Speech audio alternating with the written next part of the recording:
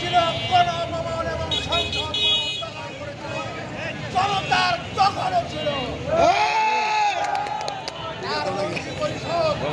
সময় পলায়ন করেছে।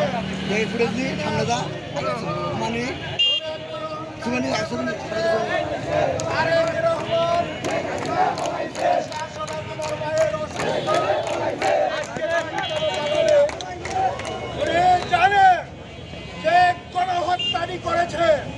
গতকালকে সংসদ ভবনে পশ্চিম পাশে আপনারা জানেন গণখবরের সন্ধান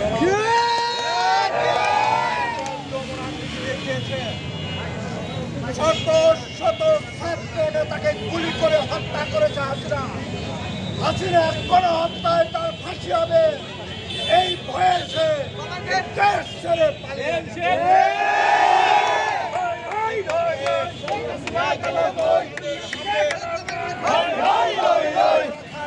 সবিনয় অনুরোধ করছে সখীপুর পৌর বিএনপি আয়োজিত বিজয় মিছিলে আমাদের বিজয় কিন্তু শেষ হয় না।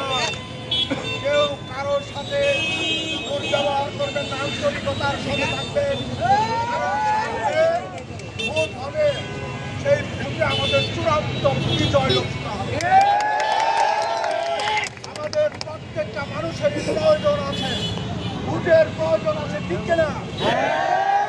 গণতন্ত্র এদেশে ফিরে আসবে এবং সেই পরিবেশ হয়েছে।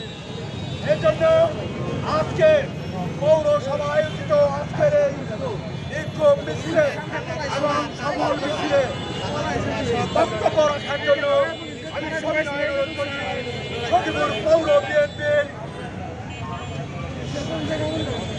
সংগ্রামী সভাপতি আমাদের সাবেক সাতের কাউন্সিলর সফল কাউন্সিলর জনাব নাসির উদ্দিনকে তার বক্তব্য রাখার জন্য বন্ধুরা, আপনারা সকলে জানেন গতকাল বাংলাদেশ ছাত্র জনতার বৈষম্য আন্দোলনে খুনি হাসিনার পতন হয়েছে এবং সে ভারতে পলায়ন করছে এবং তার এই গণঅভ্যুত্থানে গতকালকে আমরা সখীপুরের সকল মানুষকে নিয়ে বিজয় উল্লাসে বেজে উঠছিলাম। তার ধারাবাহিকতায় আজকে আমাদের সখীপুর উপজেলার সকল ইউনিয়ন পর্যায়ে এবং সেগুলো পৌরসভার পক্ষ থেকে বিজয় উদযাপন করলাম। আপনাদের সকলকে উদাত্তর আহ্বান করছি, আপনারা ভবিষ্যতে আমাদের দলকে সুসংগঠিত করার জন্য সকল প্রকার কর্মসূচিতে আহ্বান করবেন।